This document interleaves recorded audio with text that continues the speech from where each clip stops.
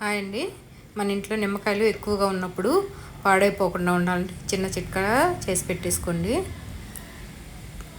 ఎక్కువగా ఉన్నప్పుడు కొన్ని తీసేసి పక్కన పెట్టేసుకొని కావాల్సిన వరకు ఎక్స్ట్రా ఉన్న నిమ్మకాయలు శుభ్రం కడిగేసేసి తుడిచి ఆరబెట్టుకొని కట్ చేసుకొని ఇలా జ్యూస్ తీసేసుకొని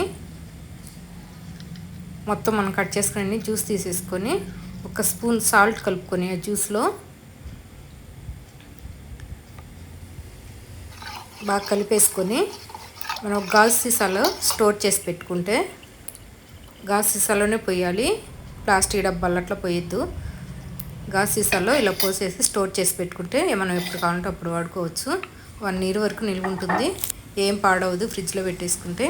ఈ జ్యూస్ తీసిన తర్వాత మిగిలిన తొక్కలు కూడా మనం వేస్ట్గా పడేయకుండా ఇలా జిప్లాక్ బ్యాగ్లో వేసేసి పెట్టుకుంటే మనం పూస సామాన్ క్లీన్ చేసుకోవడానికి యూజ్ అవుతుంది.